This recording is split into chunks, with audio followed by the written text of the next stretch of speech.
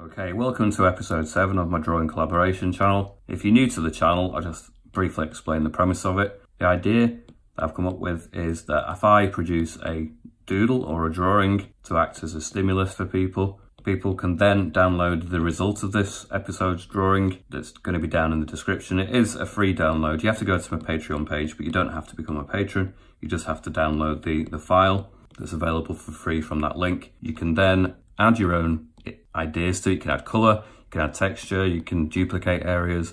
You can basically change it and make it into your own piece of work. You send me your contributions, which again, there's a link for my Dropbox, and you just send the images to there and I can feature the results in the next episode, which is usually about 10 days, or the deadline rather is about 10 days from the time that this particular video is uploaded.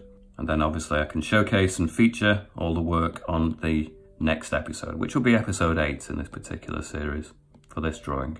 I'll show you the results from the last episode at the end of this episode, and you can really see all the different interpretations. And that's the fascinating thing about this series, I think, is the way different interpretations come out of the very same drawing. People's imagination obviously sees the forms in very different ways, and which is what gave me the idea of this particular series to begin with, just to see how people could interpret the very same thing in completely different ways. And so far it's been really rewarding. It's really opened my eyes to the different ways that you can interpret forms and shapes, and I'm hoping that it's inspiring more and more people to pick up an iPad or a pencil and paper and get creative themselves. Because obviously I have a main channel, a tutorial channel, which shows people how to paint recognizable landscapes and elements and forms. But then once you've kind of mastered some of those techniques, I guess the next challenge is to, come up with something creative with it. And that's what this channel is about, really. So once you've mastered some of the skills, how are you going to apply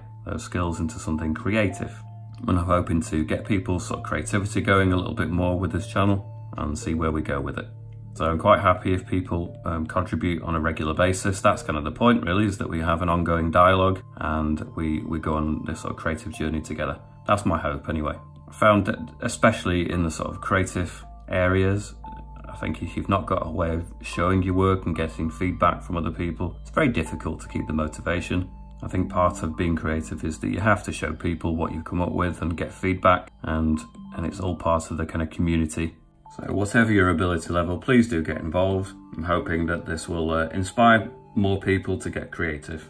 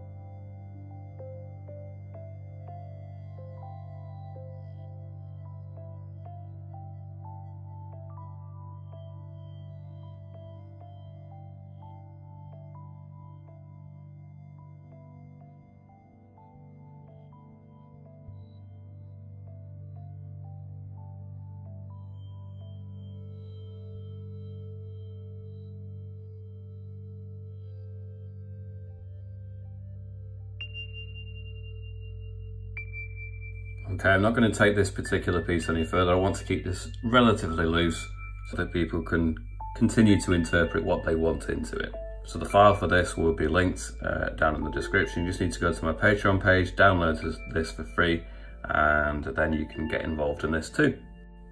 Okay, so now it's time to look at some of the contributions that were sent to me from the last episode. And to kick it off, we've got a piece sent to me by Susie Stockholm, and she's entitled "It Nailed It."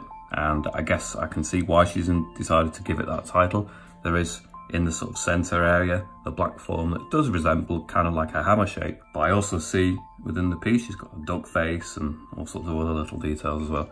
I really like this. I like the fact that she's left this one black and white. Some of the texture of the pencil that I initially did is still visible there. But I like the combination of the kind of very flat areas and the kind of textural bits as well. I'm not quite sure what's happened to the duck, but he certainly has got a smile on his face anyway, so regardless of the fact he seems to be mutating into a hammer, he doesn't seem too unhappy about it, which is all good. So Susie sent quite a few contributions over the last few episodes, and her work is always really fascinating. So thanks so much, Susie, for sending in so many pieces of work. Really appreciate it. Okay, the next piece of work is really awesome. It's been sent from Piers MacLeod, and he's really spent a lot of time on this particular piece, as it's very obvious to look at. He's duplicated the initial kind of forms that I've given to begin with, but then he's added it into a strange kind of misty, murky environment with branches and twigs, with these strange little alien creatures that seem to be sort of merging with the environment itself. They look a little bit vicious. They've got claws and teeth and scales, so I'm not quite sure I'd want to encounter one of them, but they look really great for the kind of camouflage setting. Really nice use of light on the actual forms. Really gives a realistic kind of 3D, almost shiny surface, metallic-like on the actual surface of the creatures themselves, contrasted with the texture of the bark and the branches as well. Really actually quite love the muted colour scheme here. I think that it works really well for this. Loads of detail on this, Piers. Really appreciate yet another fantastic contribution to this series from you. So please keep up the great work. Fantastic, thank you. Okay, the next contribution is from Mark W. I'm a big fan of burning embers and lava and burning wood and things like that. So this is definitely a kind of piece that appeals to me. Really quite stylistic, so it's not necessarily 100% photorealistic, but the style of it, the exaggerated sort of curves, and it looks more like a stylized version of that, which I actually really appreciate. See, sometimes it's okay to go so far with realism, but then actually just play with the aesthetic that you've got. And I think in this particular case, it works well for the fact that it hasn't been taken to an absolute photorealistic stage. I think that the kind of illustrative style of this actually works in its favour. Either way, Mike, done a fantastic job on this. I really like the kind of smoky textures in the background, almost looks a bit like water as well. Something very elemental about the whole piece, and it works really well. So thanks very much for sending that in, really great. Okay, the next piece of work has been sent in by Kenneth. I presume it's Kenneth McLaughlin, but you'll have to correct me, Kenneth, if it's a different Kenneth out there, but I presume it's you still. Fantastic piece of work, very imaginative, not something I would have thought of myself. Some strange little alien dude, not quite sure what he's up to, but you know, it looks quite dramatic anyway. We've got kind of lava streams in the background. It seems to be made out of rock, with a strange sort of hammer-shaped head, glowing eyes, with dripping lava coming from some kind of branch structure in the background. I also quite like the textured background, and the fact it combines with all these bright, vibrant colours works really well on this as well, Kenneth. Now, if you look very carefully down in the bottom right corner, there seems to be a little humanoid, or perhaps not humanoid, but more humanoid face that seems to be burning in the lava there. So it seems something quite apocalyptic. Maybe the aliens have come to Earth to destroy us, I don't know. A really nice piece of work either way. So thanks very much, Kenneth, for sending that in. Okay, this next contribution is from Kefalari Khans, and there's something really quite disturbing about this. It looks very anatomical.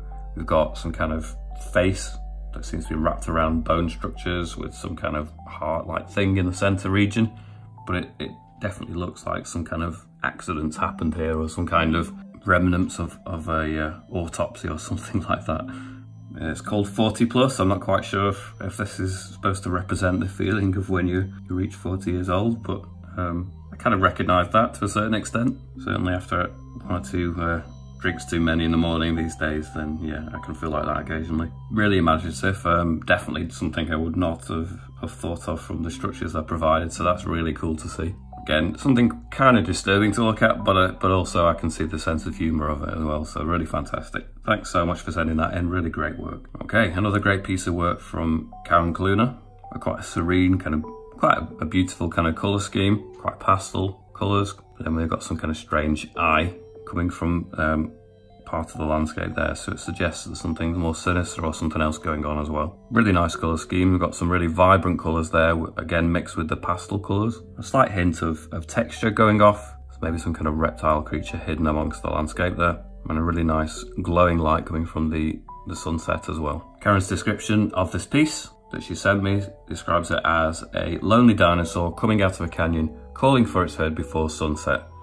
They've absorbed the sun throughout the day, making them glow in the shade and darkness, which I can see now really fits the piece of work. So beautiful work, Karen. Thanks so much for that. Okay, a really cool piece sent in from John Arts. And when I produced the forms, I could definitely see something skeletal about the forms. So it doesn't surprise me that other people have seen it that way too. But then we've got some really strange sort of demonic skeletons coming into this particular piece, which is really awesome. It almost looks like a kind of winged creature now for the pinker version one. Maybe like bat wings or something. And then we've got a real kind of grinning demon face on the grey one as well, which is really good. I've done loads of drawings from skeletons, so I'm always really fascinated by skeletal spine-like forms as well. So I really appreciate the fact that John's run with that idea as well. So that's really cool. Much appreciated, John. Really love this piece of work. Thanks so much. Okay, the next piece of work is from Hendrik Elsner. And Hendrik has duplicated the forms, created like a mirror image of some of them, and then expanded on it. And again, I can see very much vertebrae structures. We've got almost like legs and a hip bone and a spine. But then at the top, we've got some kind of strange flower structure, or appears more plant-like. So very much a kind of combination between animal or creature and plant and environment. We've got a really nice sort of space setting for the background as well. So we've got a real mashup of different kind of things that you definitely wouldn't see together necessarily. But I really love the alien quality of the environment as well. Definitely something you might imagine you would see on an alien planet, perhaps. Some kind of combination between animal and plant. Either way, really imaginative use of the forms. I really like the way that he's had a really good go at showing something in the super distance, then something really close up as well, which is blurred out, which is a really good use of perspective and depth of field, and a really lovely piece of work overall, Hendrik. So well done, thank you. Okay, the next contribution is from Glenys Stott. There's something strange going on here. I'm trying to figure out what the scene is trying to depict, but it's really cool. I like the kind of quite cartoony style about it. It's been stripped back to sort of simpler forms. So it looks a little bit like the figure, the obvious sort of humanoid figure in there is drawing or painting or cutting perhaps, I'm not quite sure. But then almost behind the human figure, it looks like we've got some kind of creature there. It's got an eye of its own. Perhaps it's some kind of fight going on between the two, I'm not too sure. Really like the texture for the background, the bottom half of it, and the texture on the green forms is really interesting too. So a really imaginative piece, Glenys, which is much appreciated as always. It's always really fascinating to see how people respond to the forms that I provide, and it's always much different than I would anticipate. I don't think I've ever had a piece that I could have predicted as of yet, which is just an awesome part of the whole process. So thanks so much, Glenys, really appreciate your piece of work. Keep up the good work. Okay, the next piece of work is from Dennis Field, who you can find over at Instagram at DoodlePick. And I have to be honest, I really love this piece of work. Now Dennis has sent in a couple of pieces of work in response to the different episode drawings, and this is my favourite so far. So you can see that he's duplicated it, so he's done like a mirror image of it, but then he's added a whole lot more to it. Beautiful colours, beautiful detail. I really like the fact that it's very illustrative. There's lots of line work still very much left in it. And yet there's a kind of realism, there's a 3D-ness to it at the same time as being very much bold, graphic kind of lines. Really beautiful, kind of very alien. Obviously we've got the creature there that, you know, in certain circumstances might look quite menacing, but there's a real kind of serene, beautiful quality to about the whole thing as well. Now if there was an alien would encounter that came to Earth, I'm not quite sure whether it would be a peaceful creature. I get the sense that it looks quite Zen-like, quite mystical. Like I say, there's something very beautiful about it, quite decorated. The detail is awesome. Really beautiful piece of work, Dennis. So appreciate you putting the time and effort into these. If you've not seen any more of Dennis's work, well worth checking out the rest of his portfolio, because this is really beautiful stuff. Thanks so much, Dennis, really appreciate it. Okay, the next piece of work is from David Mihai, who again has created a really interesting piece of work. We've got a very definite kind of skeleton theme coming out in the work here. So we've got the kind of skeletal forms of the actual figure, but then in the distance we seem to have the skull of what might be a cow or a bull.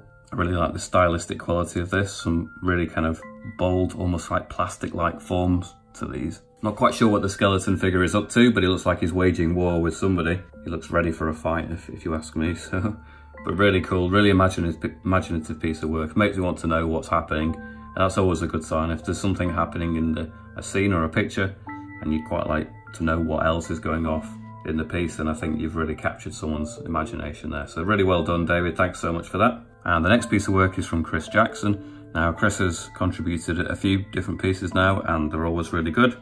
This one has very much got the kind of biomechanoid mixture, something I really appreciate personally. So we've got the kind of skeleton structures, but then we've got obviously cables growing from it.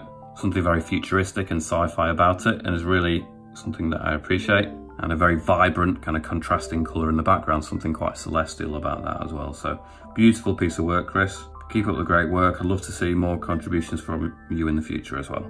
So fantastic, thank you. Okay, the next contribution is from Anita Marian, and Anita has come up with, well, she's extended the drawing, and I really appreciate some of the extra kind of forms and lines that are coming out in the piece. Some of the use of light and the shine on some of those forms really brings them out, makes them look really more interesting. Almost reminds me of an underwater scene perhaps, where we've got some kind of shipwreck. But I really like the kind of combinations of things that look more distant and things that look more close up, that are in more refined detail. Sometimes the kind of muted colour scheme can work really well in this type of piece of work, and I think in this piece it adds more intrigue than anything else. So really love that, Anita. Thanks very much for the contribution, much appreciated as always. And last but definitely not least is another contribution from Andre Peters. Andre always provides a colourful, vibrant colour palette in his contributions, and they've always got highly imaginative use of the forms. I wouldn't like to say exactly what's going on here, but we've got some kind of demonic witch. Looks like she's abducted some kind of little green alien. Looks very upset about the whole adventure anyway. And obviously we've got some kind of planetoids, space background as well. Really nice, fun piece of work, Andre. Really appreciate it. Something really comical about it. Thanks so much for that contribution. So if you'd like to see your contributions shown in the next episode, please make sure to look down in the description. There is a link so you can download the actual file of this week's drawing, but there is also a Dropbox link in which you can upload the results of your efforts as well. So if you want to see your work shown next time, make sure to write your name on the actual piece of work. It always helps. If you've got a social media link, you can include that on the actual piece of work in the corner or something. And I really look forward to seeing what everyone comes up with. See you next time. See you later.